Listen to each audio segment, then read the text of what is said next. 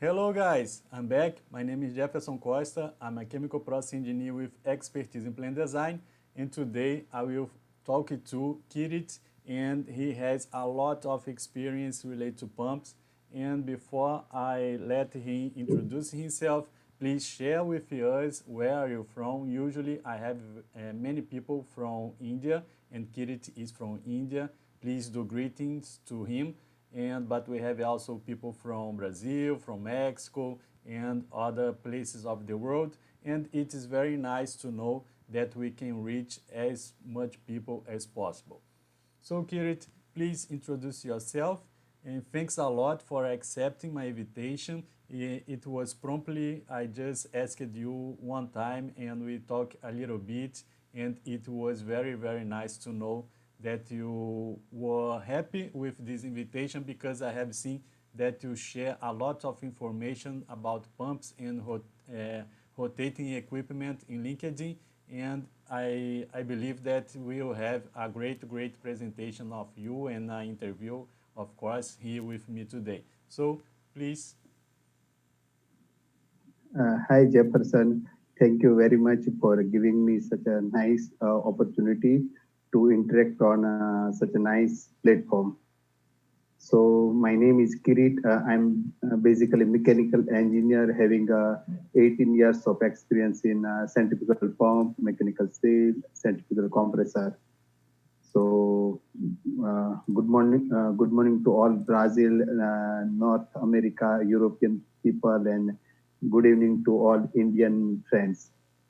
So, okay. I have prepared a preliminary questionnaire here. I have some questions related to pumps, and I believe that pumps and also piping is something that every chemical process engineers must deal with in any almost in 99.99 of process we may have some kind of pump or at least compressors.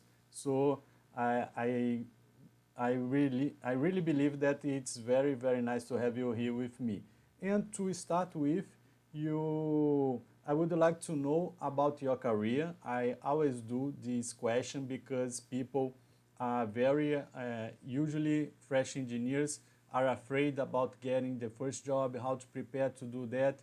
And although we know that it changes from the time, but we always have, it's always good to know stories, and with that we can get some valuable information for us. So please, how did you get your first job as a engineer? Okay, you have rightly said getting first job is a very difficult task because nobody likes fresh engineers. So I completed my engineering in 2001, and normally people struggle after engineering. So I as well. So I struggled almost for 2 years. So I got two jobs, but that was not relevant to my profile and not in line with my passion. So I left that job and again I struggled a lot. So I would not say those days are bad days, but those are tough days. So those days uh, taught me a lot of lesson. Like it's a very embarrassing having aspiration but not having inspiration, having energy but not having direction, because at the time, like now we have a lot of platforms from that we can connect to people, but at that time I wasn't knowing anyone who can guide me. So I was in isolation, but luckily one day I got a call from unknown person, said that 2 years after my engineering, uh, are you looking for a job? Then I was excited and I told yes. I attended interview, and that company, it's not actually a company. I would say that that is only a pump repair shop. So that guy offered me a job. Uh, Salary was a little bit lower than my traveling and food expenses. But my concern was not money. My concern was getting start. So I accepted the job, and on first day, when I saw a pump, literally it gives me a sensational feeling. It is like a love at first sight. So then, because when I saw the pump, it looks, I got my ikigai. And then I started learning pumps. I didn't pay attention to my earning, but I pay attention to that product. And that's how, okay, later on, when we love what we do, then definitely transition and transformation happens. So that's how I got my first job after 2 years. And so you expended 2 years before, after you finish your graduation to get your first job, right? Yes, right. Okay, okay. I expended 1 year to get my first job as a chemical process engineer. So I think that people should not give up, because a lot of people give up in this process, and those one that did not give up has more chance with time. And you said something very, very interesting, and that was my point of view at that time also, that I was looking for a job to get experience. And in that time I was already married, but if I could work for free in that time, I would do that, because when you break the 1 to 2 years of experience, it's much, much easier to get another job. So I think that is a great tip for freshers that are looking for a job right now or starting their careers. And let me know how is to work with sales, because you are the first person that works with sales that is my guest. Usually I have chemical process engineers. I think that you are mechanical. I'm not so sure, but I think so. And none of them works with sales. So please give me your point of view, how a salesperson see how is to work with sales. So my first job in pump industry was in sales actually. You are right. I'm mechanical engineer, but uh, the, my first job what I accepted is with a pump repair shop. So I had to generate. It was a kind of a business development job. So I had to generate a repair business from various textile industries to repair pumps. So at that time, it was boring. But over a period of time, I learned that salesperson is the most important guy in the company, because now we have a lot of competition. And over a period of time, I learned that if we want to do good sales, we have to learn about the product. So that way, I moved to service as well. So overall, my profile is not kind of hardcore sale, but it is a technical sales. So because we interact to customer, we interact to our company. So we are a middleman. So we get to know all technical aspect about our product. So I like sales job because it involves a lot of challenges. Every day we face new challenges. So I really enjoy my sales as well as technical part. You said something true, right? How are you supposed to sell something if you don't know how to explain the benefits and the advantages, and how to compare with other products, right? So you need to get deeper in pump segment to know how to convince the customer, right? Right. So sometimes people say it's there are two types of sales: catalog sales and concept sales. Hmm. So if you are only catalog salesperson, then really you cannot enjoy your job. But if you are selling concept, you are selling solution, then definitely customer would love you, and you will love your job as well. I see, and I see that you really like So this rather we are because selling products, we are selling solution.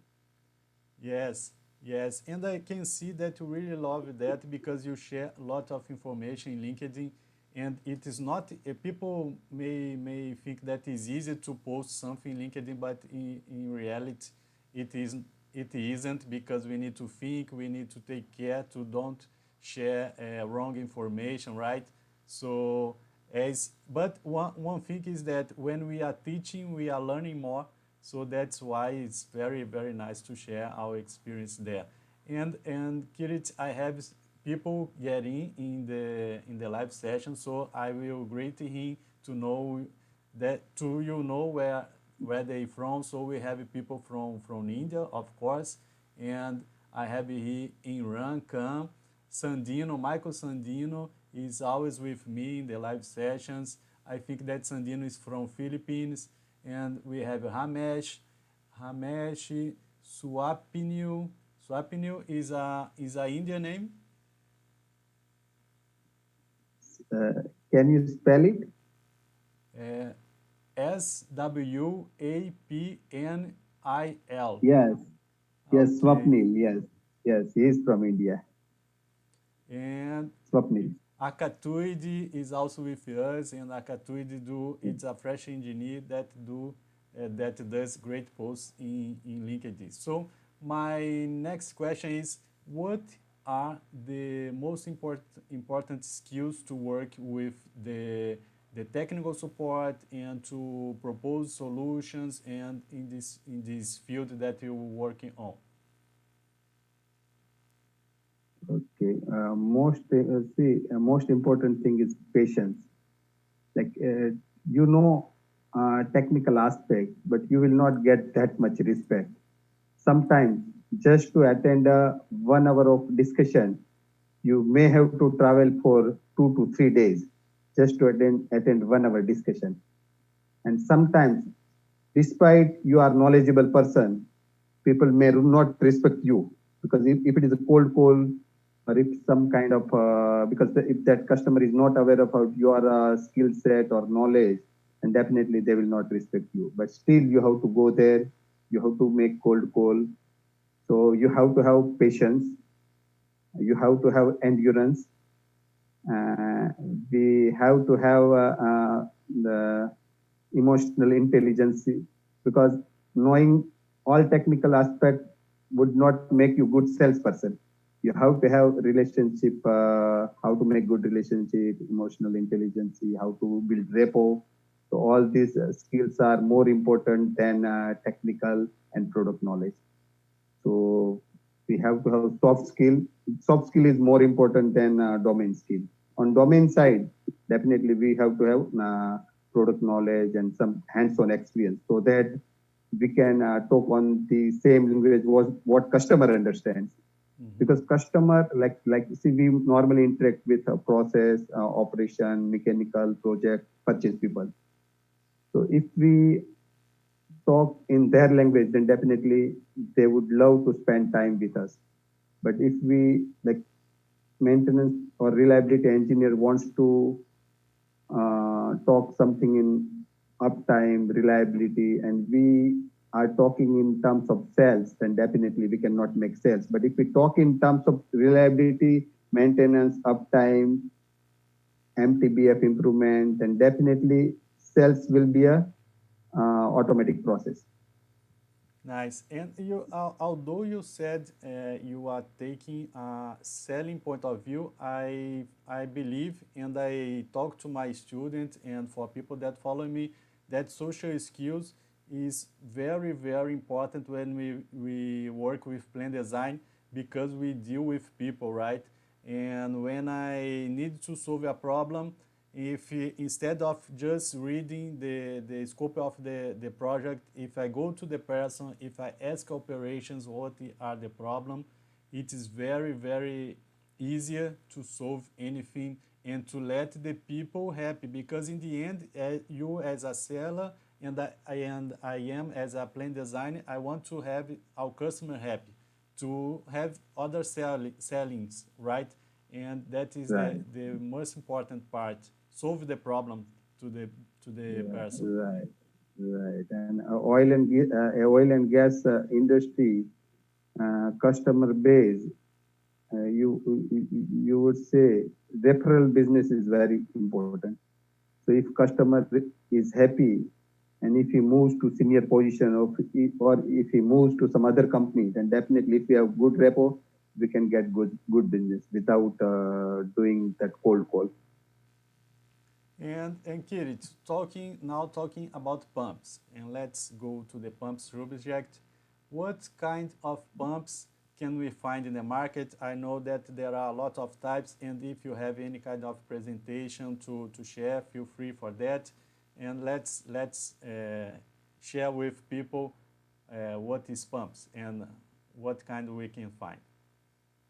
Yeah, let me share that presentation.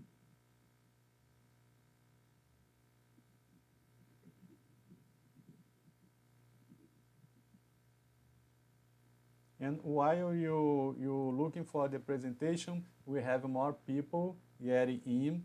We have Rishav from India. Oh, Rishav, I will share the questions with Kirit during the live session, and we will focus more in the end, but thanks for sharing your question. I will address that to him.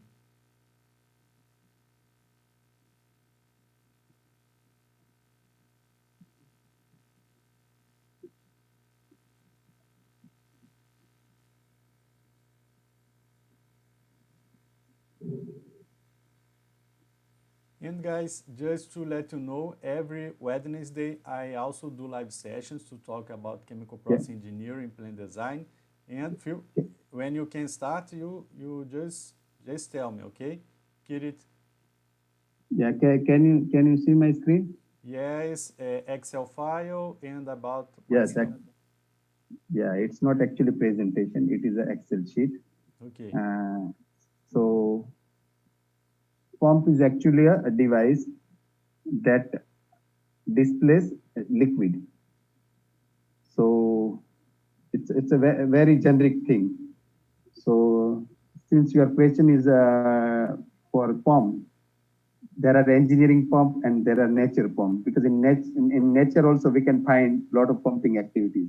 Mm-hmm. So we know that pump is a heart of every process plant, but heart itself is a one kind of pump. It is actually a positive displacement pump. So I don't want to discuss in this nature part, but in nature also pumping activity happens. So on engineering, pumps mainly classified into different divisions, centrifugal and displacement kind of pump. So if we go to mainly process plant, 80 to 90% pumps are centrifugal pumps. Okay, so before you proceed, are you planning to open the Excel file, because right now it's closed? It's not there? No.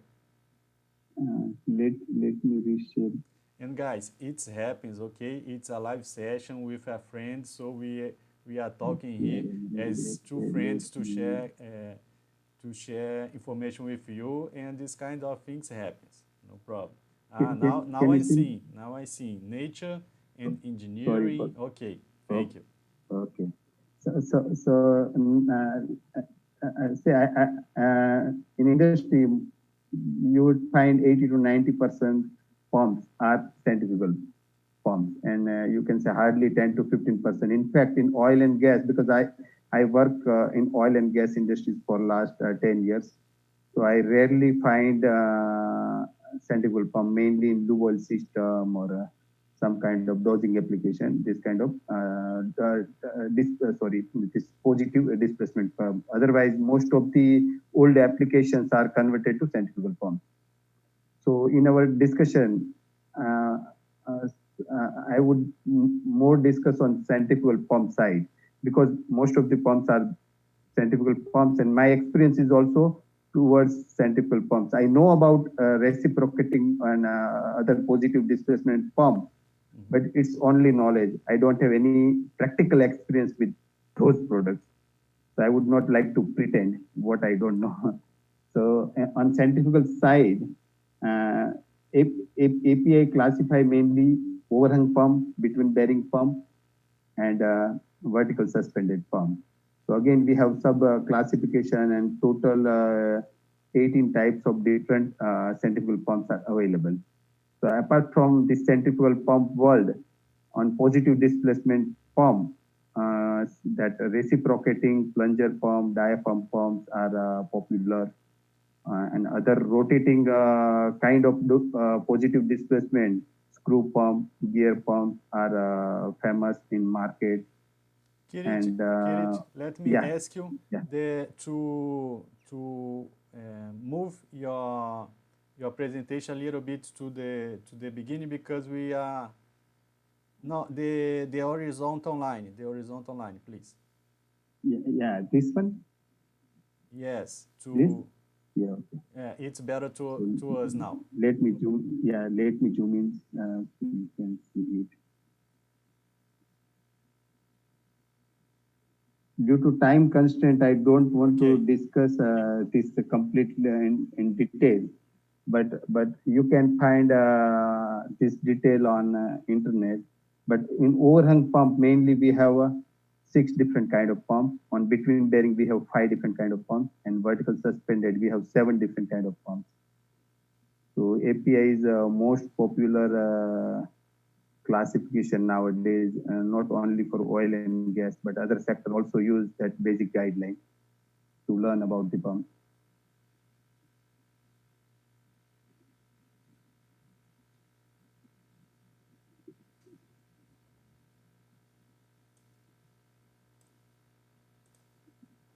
And among all these pumps, OH2, that is a back pull out pump or overhang pump, you would say percentage wise, among all centrifugal pumps, those could be more than 50%.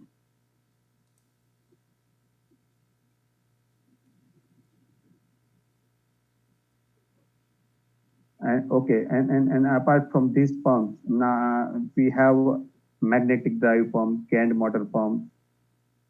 So all these pumps are available in market. Okay, and can you zoom in these API pumps?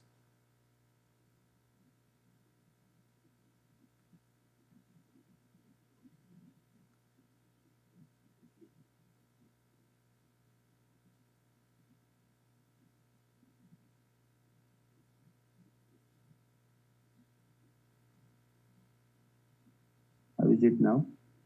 Yes, a little bit to below, just to us be able to see the pumps. And let me ask you, I can see at least 3 types or classification of pumps, right? What are the difference between them or among them? Okay, good question.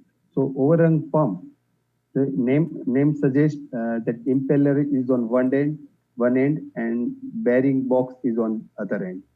So all this kind of arrangement called overhung pump. So stands for overhung.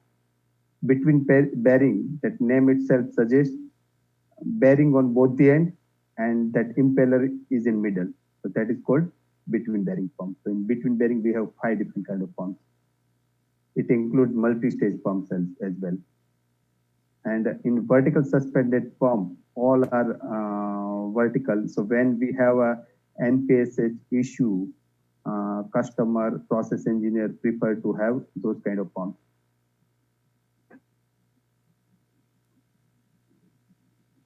Okay, and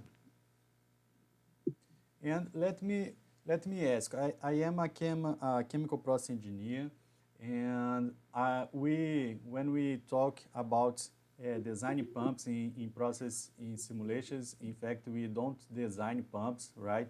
We select pumps, and what the chemical process engineer should consider when selecting a pump.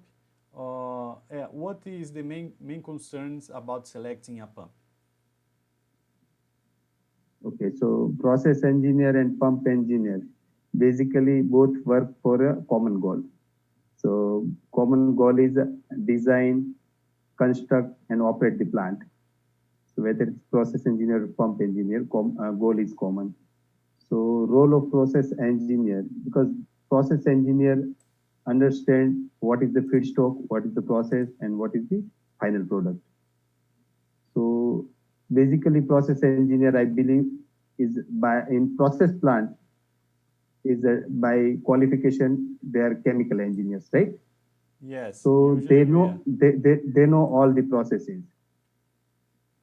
They know how much quantum of material A and how much quantum of material B has to mix, at what temperature it has to be heated. So all these things, reaction and all these things they know. But to move this liquid, they have to have some kind of device. So that is called pump. So once they know the process and once they understand fluid needs to move from point A to point B, they have to figure out what could be, what device will move that fluid and how it will move. So actually pump moves fluid against gravity or resistance force, resistance. So role of process engineer is to speculate, initially speculation, guess work, then estimation, where to install a pump, how would be the suction, how would be the discharge, how much flow is required for the process, and what would be the friction loss across the downstream, upstream, what would be the NPSH available at pump suction. So all gas and estimation work is important for pump selection for process engineer. So based on that, process engineer can do like at during feed stage or pre-feed stage or some kind of estimation. So all these exercise process engineer has to do. So that he can consult to pump engineer with some kind of a preliminary information. Then pump engineer can guide with more detailed information. And talking about the main types of pumps, like reciprocating and centrifugal, the choose the type of the pump is a consequence of the process, or we have a degree of freedom to tell that for for instance, I want I want to use centrifugal, but because of the characteristics of my process, only the positive displacement will be available. There is this kind of situation, or no? I can also use the both types. Yeah, I would say both. Sometimes you have choice and sometimes you have not. Like so you know how much head you require and how much flow you want to achieve for your process. So sometimes centrifugal pump as well as reciprocating pump both can match that requirement. But sometimes, like if your requirement is a fixed flow at variable head, then you have to go for reciprocating pump, like dosing application. You have to deliver very little fluid, so that flow should remain a constant. So for that kind of application, reciprocating pump is a good application. Because in centrifugal pump, flow varies with the head. So you cannot keep that flow constant. And like when you have both the option, then you can look at other points like reliability, footprint, NPSH, and energy efficiency, easy to maintenance, life cycle cost. But I would say nowadays, in 90% application, customer know whether this application is suitable for recip or centrifugal pump. So 10% it's still tricky. So customer has to do a detailed analysis, which is a better option for them. Okay. Recipe is recipe is a cheaper option, but it takes a big footprint of to install that recipe. You have to have a bigger foundation. So like both the products have their pros and cons. Okay, and you mentioned the NPSH available or NPSH, the NPSH available, and we know that the reciprocating is the process of pumping is different from centrifugal. So, how important is the NPSH available to reciprocating and to centrifugal? There is any differences? The chemical process engineer should care more when we are using one kind of pump, or it doesn't matter? So yes, that is very important topic. So for centrifugal pump, NPSH is very crucial to have reliable operation throughout the life cycle of the pump. In a layman language, I would say centrifugal pump that pushes the liquid. Whatever comes to impeller eye, it pushes towards the discharge. And reciprocating pump, it actually sucks the liquid. So you don't have to worry about NPSH in case of a positive displacement pump, any positive displacement, whether it's a reciprocating or a rotary pump. So it automatically generates a vacuum within the pump and it sucks the liquid. But in centrifugal pump, you have to have a liquid phase at impeller eye, otherwise pump may get cavitated. So that is important aspect when we select between reciprocating and centrifugal pump. But nowadays, I believe people have a very good knowledge about how to maintain adequate NPSH margin.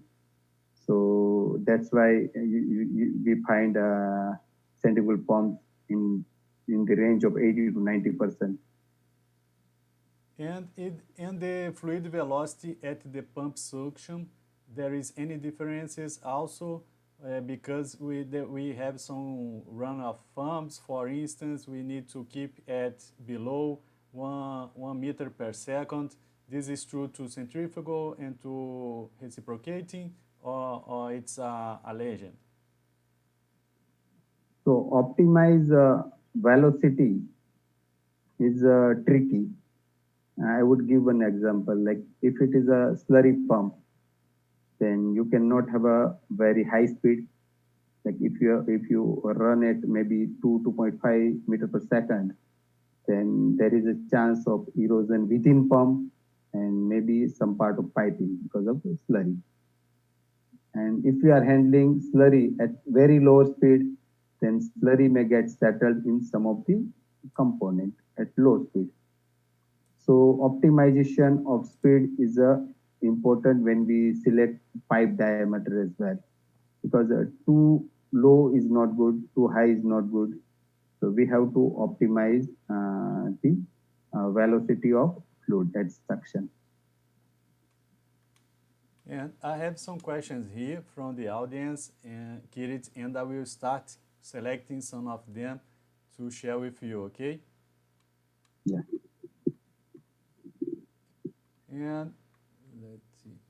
The first question here is, when should we choose VFD motor for pumps?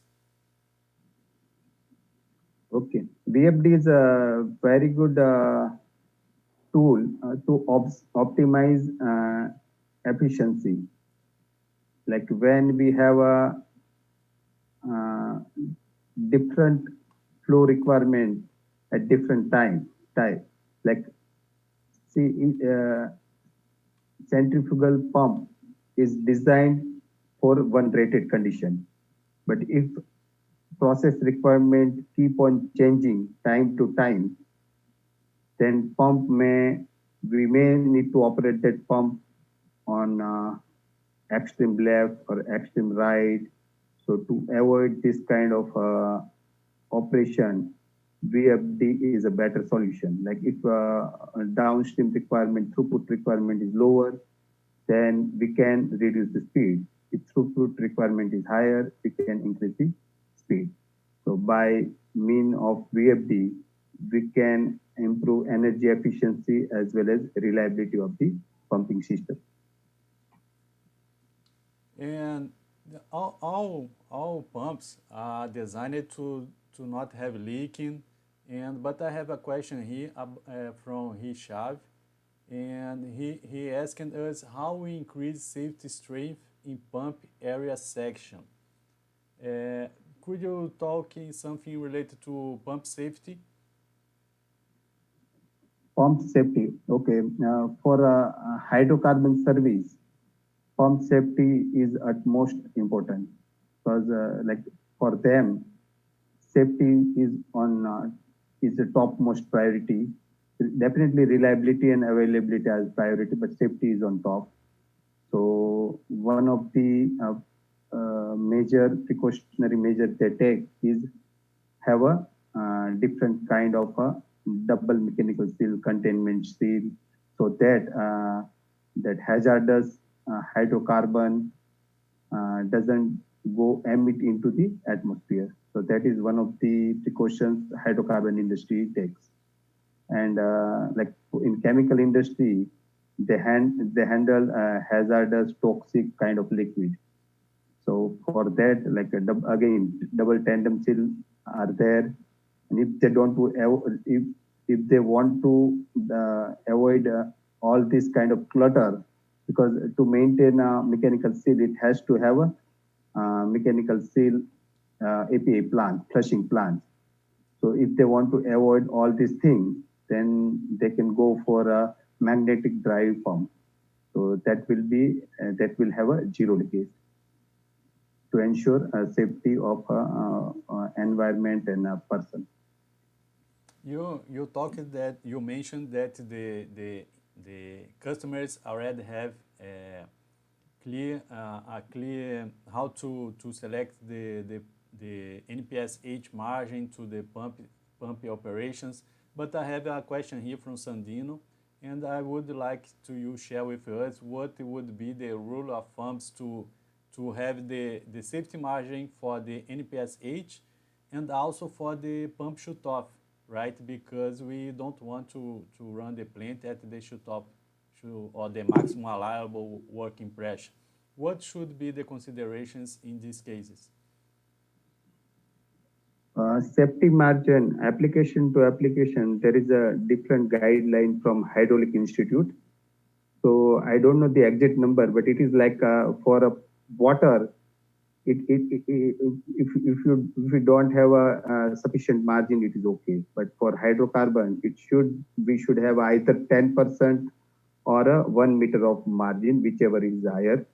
For boiler liquid water application, it's a tricky application because it's a high temperature water, and it is difficult to seal a high temperature water, because when water reaches at 65 or 70 degree temperature, it loses its lubricity. So, and vapor pressure is also high, because normally boiler liquid water temperature operates at 110, 120 degree temperature. So for that, NPSH margin should be 20 to 30%. So application to application, it varies. Okay, so the person, the chemical process engineer who works with pump must know its process, right? And look for a specific recommendation to that kind of process. Right, and in fact, like if a process engineer is design some system or going to select a pump, and if that process calls for a different operating temperature, like if rated condition is 40 or 50 degree, but if maximum temperature is expected to go up to 70 or 80 degree, then in that case, in that scenario, he has to consider what is the vapor pressure at 80 degree centigrade temperature. Because in NPSH available formula, vapor pressure is the most important component, and it varies with the temperature. So at 40 degree temperature, if vapor pressure is, let's say, if it is a 2 kg per cm square, then 80 degree, it could be a 2.5 or 3. So it is better to either mention vapor pressure at both the condition or consider NPSH available in a worst case scenario, or it is better to provide a vapor pressure curve of that product to the pump manufacturer, so pump manufacturer can understand. Nice, nice. And this kind of chart, we can use process simulation to build that, or we can use spreadsheet. And I have another question here before I return to my questionnaire. The pump, how is the influence of the temperature changing in the pump life cycle, or the pump life reliability and something like that? Up to certain limit, the temperature won't affect pump reliability and performance. Like as long as it is within pump allowable operating temperature, it's okay. Like in pump, like if pump is designed for 60 degrees C, and if maximum allowable temperature is 100 degrees, it would give almost same life. As long as at 100 degrees C, vapor pressure is not that much high, your pump should not cavitate. Because like elastomers, that O-rings are the most vulnerable part as long as temperature is concerned. So if those are designed at 160, 170 degree temperature, so whether you are operating at 60 degree or 100 degree, it's the same for pump. But if you go beyond certain limits, then definitely it will affect pump overall life. Okay. And about layout, let's talk about layout. What is the typical arrangement for a pump installation? And in question, in considering right the good operation and maintenance, and do you have some examples to share with us? At present, I don't have exact presentation, but I would like to share a few tips on that operation. So, like for process engineer, Okay, when I'm you seeing select, your Excel yeah, sheet. Okay, I think you need to share again. let me share.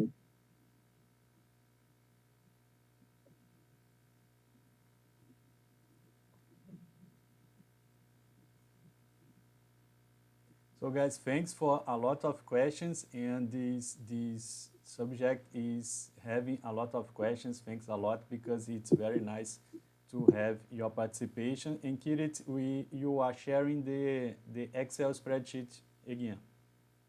Okay, can you see it now? The Excel pumps sheet, yes. Is that so? Okay. Okay. So coming back to that operation part, while process engineer select and size the pump for any application, what kind of layout he has to consider. Mm-hmm. So like sometimes what happens, process engineer design a system considering like whatever piping, valves, orifice, whatever they have. So he does some kind of guesstimation work. And over a period of time, he may realize this system might require suction strainer. And suction strainer DP could be very high. So that complete system, system curve would get changed. Then discharge check valve might have missed. So process engineer has to consider these two components, suction strainer, and suction strainer differential pressure changes time to time. So it is a tricky for process engineer to consider this kind of variable friction loss in his design. Yes, and it So is, I remember this question. I did this question to you in LinkedIn. And because when I do a plan design, the mechanical engineer or the equipment engineer always ask a strainer at the pump suction. And my question to him or to her was, okay, but how is the mesh, or how is the size of the strainer that we need to have, and why? And no one knows to know how to answer me. That's why I asked you. And please uh, uh, re refresh us about your answer about this topic. While I go to site for commissioning of any pump or compressor, this is a very common question I face everywhere. They just show me PNID and say that that strainer is not a part of PNID and we will not install it. So it requires a lot of effort to convince them, because I inform them, okay, PNID is prepared by your process engineer, but I, I, I require this strainer to protect my pump, because during the construction work, definitely some kind of welding slag, dust, dirt, or some foreign object remains in the piping because by some mistake, and it is very normal. Mm-hmm. So my pump cannot handle those kind of objects. So it is not a part of process, we understand, but to protect the pump, you have to have that kind of strainer. Now, okay, when customer get convinced, then second question will be, what will be mesh size? Now, if we ask them to have a very fine mesh, then DP across the mesh would be substantial. So that's not good, because NPSH would be less in case of DP across strainer is high. And if we use a coarse mesh, and if some foreign material, like if I use a mesh having a 1 mm opening, and if some 0.9 or 0.8 mm object passes through that strainer, it may damage my impeller. So centrifugal pump manufacturer cannot assess the, okay, sometimes it is open impeller, then they can say, okay, my pump can handle solid up to 0.6 mm, 0.5 mm based on the clearances. But in closed impeller, for them it is very difficult to assess if 2% or 5% small solid enters into the impeller, what would be the implication? So they say it's up to the customer, because it is for clean service. If some solid enters into my pump, it may or it may not affect the reliability. So it's a tricky part. Yes, yes, because if the strainer glocks too much often, the operations will remove that and forget about that, right? It's that what happens in real life. Right. I would like to share one sheet.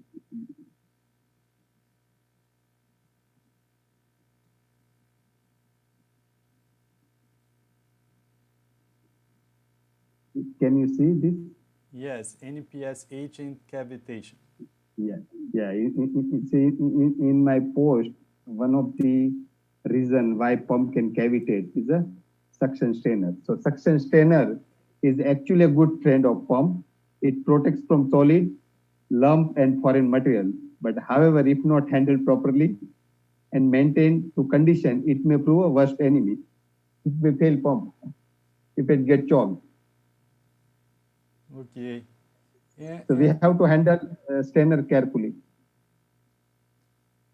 And Kirit, talking about the commissioning and startup of the pumps, we have the centrifugal, we have a positive displacement, and how is the commissioning of each one of them, because they have different working principles, right? And it is different or not. It's the same for startup centrifugal pump and to start up a positive displacement one.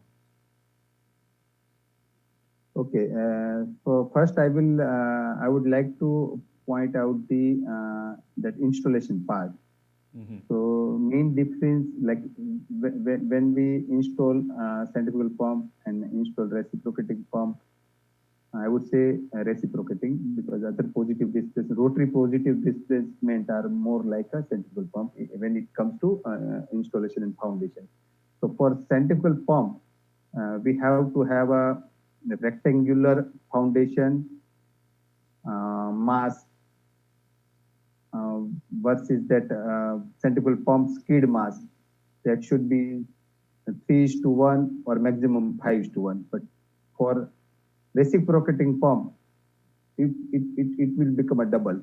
It has to be 8:1 to 10:1 because of the reciprocating motion of the pump.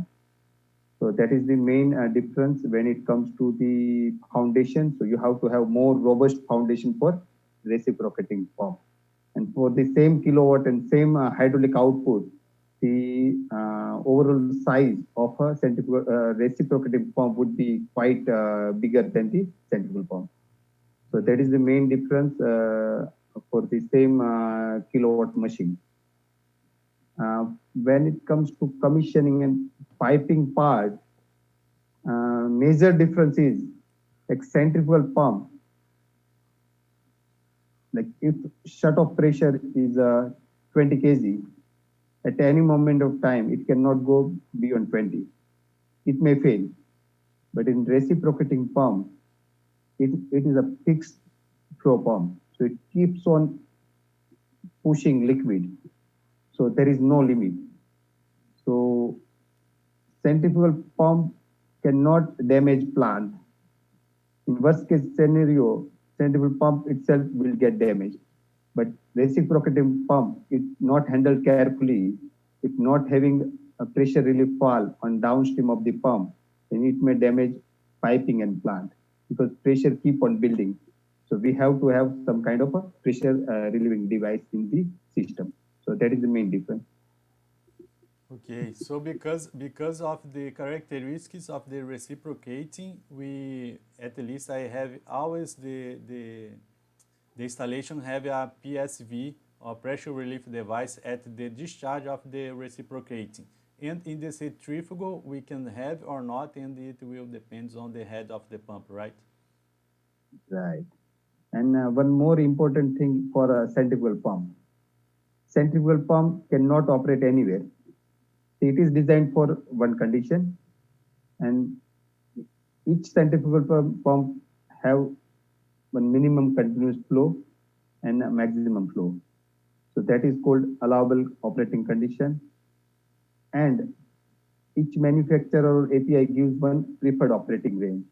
So preferred operating range gives the best reliability and performance. So when centrifugal pump being operated below minimum continuous flow, it may have reliability issue like internal recirculation or heat generation, low flow cavitation, bearing failure, mechanical seal failure.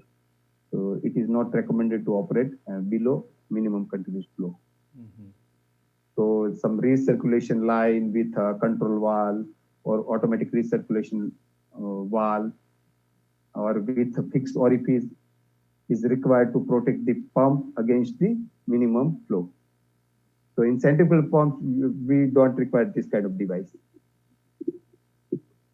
And I have heard that we start centrifugal pump first time with the discharge closed. Is that correct? And after that we starting regulating the pressure drop, or we do the opposite? We start that with full open and we close it, or it doesn't matter?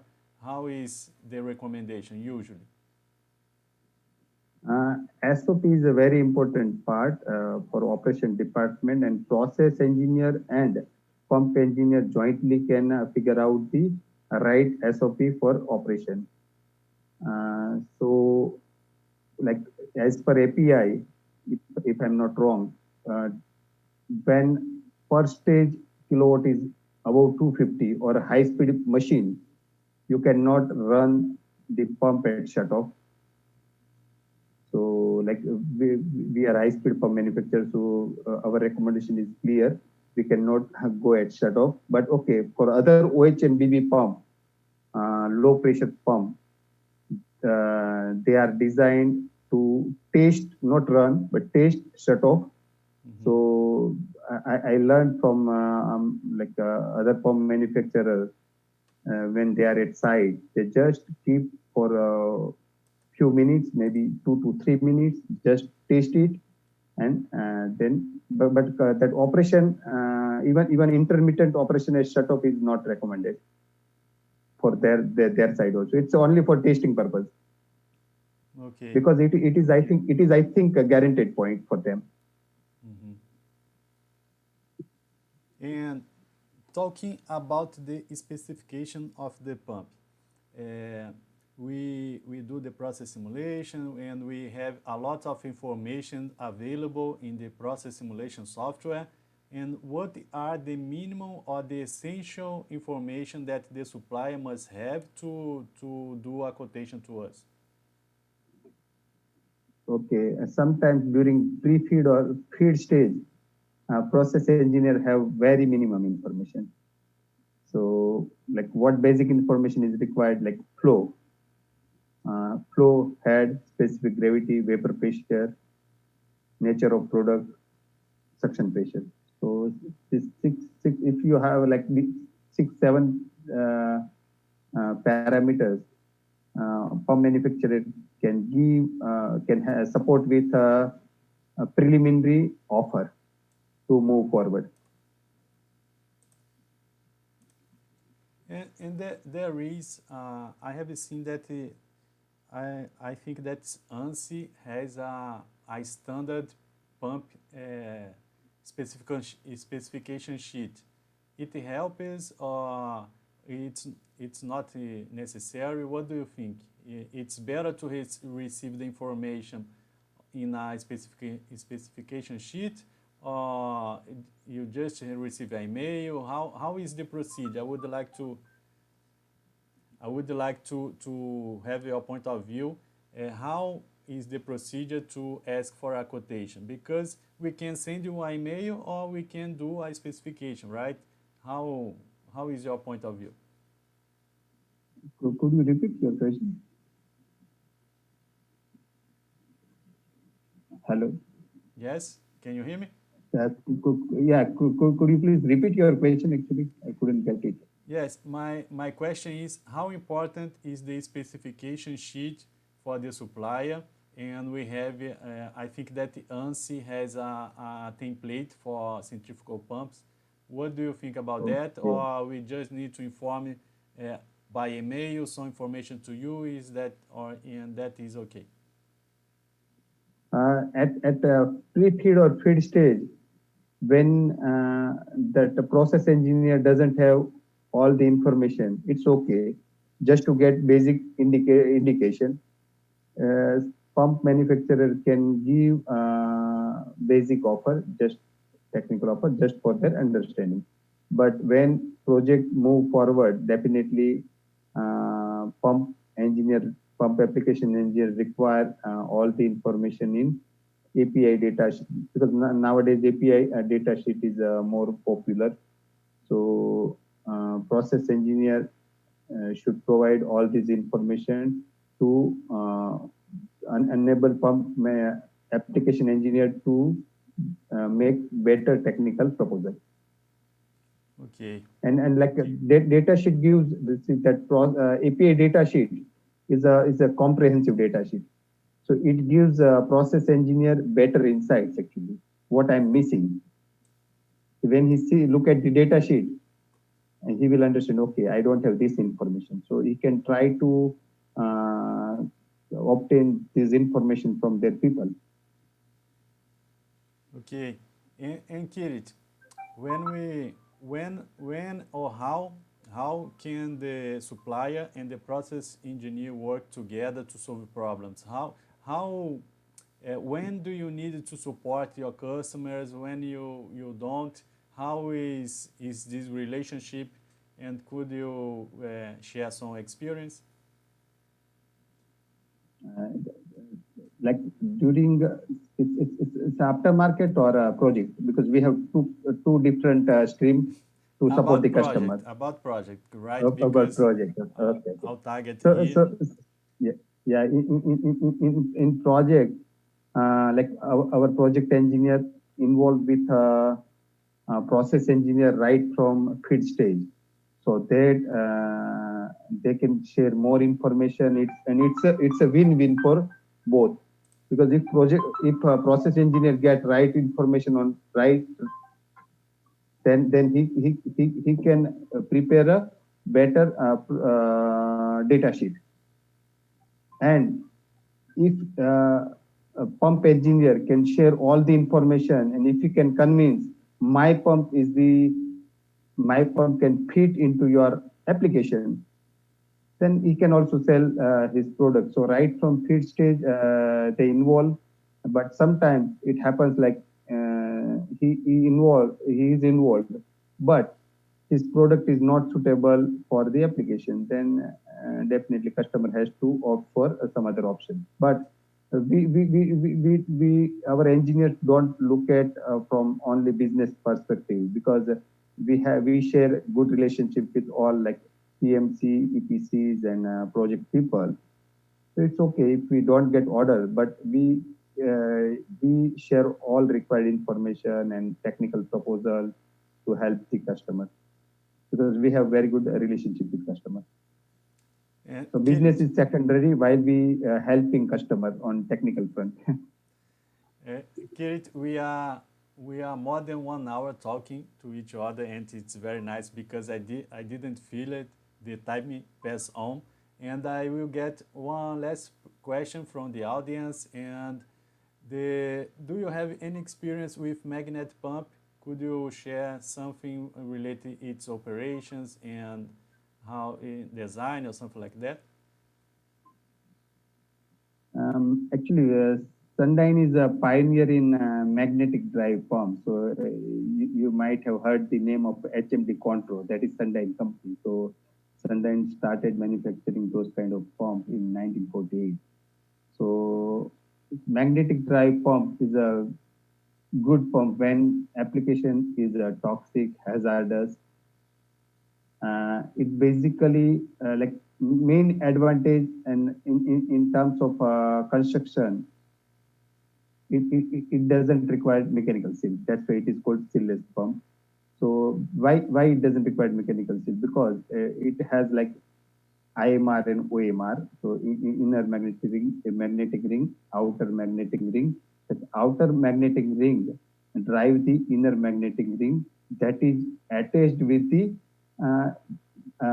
impeller drive shaft. So the complete IMR is inside the enclosed vessel, you would say, and enclosed device. So the shaft is not extended through that housing. So that's why we don't require a mechanical seal. And the magnetic drive pump has a mainly carbon or silicon carbide kind of bearings, and that gets lubricated through process media. So there is no like you can theoretically there is infinite life, because it's a journal bearing kind of thing. So we know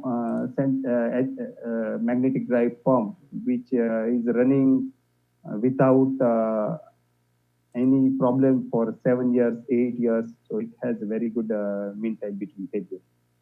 But I can share more information on that pump in future. And Kirit, today you are aftermarket manager, and how is the plans to the future? Difficult question. Actually, I'm aftermarket manager, but like, see, we should have our goal. But to be honest, on position or possession or money, I don't have any future goal. I just believe in putting efforts, because whatever I dreamed, I got. So at present, on front of promotion or this kind of things, I don't have any kind of ambition. Mm-hmm. But it doesn't mean I don't have drive, actually, because I believe in taking massive action. So I put a lot of efforts in learning new things, developing new skills, developing my mindset, learning some management tools, Okay, so and I am not like fascinated with like luxurious life, lavish life. So it's okay, whatever I'm living. So and I love simple and modest life. So I'm okay with my lifestyle, and I like sharing knowledge, learning new things, and that I'm able to do with people like you and LinkedIn platform. So I'm happy. Overall, I'm happy. But in long term, my goal is to become a good trainer to write a book on centrifugal pump. Nice. And you are doing very good in the LinkedIn. I like a lot your posts there. And thanks a lot for accepting my invitation once again. You were very kind with me, and you were very kind with all the questions that were addressed to you. And I will let you to do your final words. And after and I would like the last questions. Uh, how the chemical process engineer should or what he should consider to evaluate the pump performance. And once you answer that, please do your final words, and we are ready to finish this live session. Okay. Okay. So I would like to share answer this question in detail actually. See, like for process engineers, sizing and selection is tricky, but it is at the same time it is interesting and exciting process. So as I said earlier, that gas and estimation work requires lot of insights. So, see, whenever I see throttle discharge control valve, I feel it's a wrongly designed pump. It's oversized pump because what happens when process engineer prepare a data sheet, he considers some margin like 2%, 5%, because he doesn't know what kind of piping will be selected at detail engineering stage, what kind of valves will be selected, what will be the friction loss across those devices. So definitely he has to consider some margin. That is okay. Now, on top of that, he might consider some margin for contingency, because if due to some reason like success strainer choke, he has to look into all these things. But when a process engineer consider future requirement, because like sometimes he thinks, okay, maybe 2 years, 5 years down the line, my flow requirement would be high, or friction loss would be high, then he may end up selecting wrong pump. Because when head requirement is actually X, and if we prepare data sheet with 1.2x, because each centrifugal pump is designed for one rated condition. So there is no pump design which is good for all operating conditions. So at 1.2x, there will be huge energy loss, reliability issue, and oversized pump would be expensive. So even if budget is not in constraint, we should not end up selecting oversized pump. So if it is a mindful, cautious decision, then it's okay, but it should not be a mistake.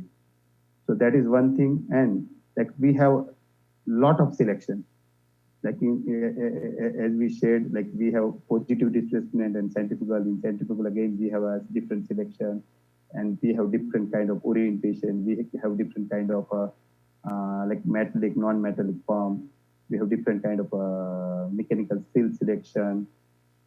We have like in OH2 pump itself, we have different kind of a curve. It's a continuous rising curve or grouping curve, non-overloading curve. So it looks a very difficult, complex process, but once we start doing it on regular basis, because sometimes I understand there is a time paucity. We cannot spend too much time on one project because of workload. But Like I believe in Brazil, people don't follow cricket, right? They follow football. So in any game, when player do practice, it takes time. But in actual world, when he in football or cricket, when he hit the shot or kick the balls, it's in a fraction of second, right? Mm-hmm. So he took decision and he executed it. So when pump engineer start following something again, that repetitive work, due to that repetitive work, that subconscious mind will come into play. So maybe few months or few years down the line, the complete complex process may programmed in subconscious conscious mind, and he can take a quick decision over a period of time.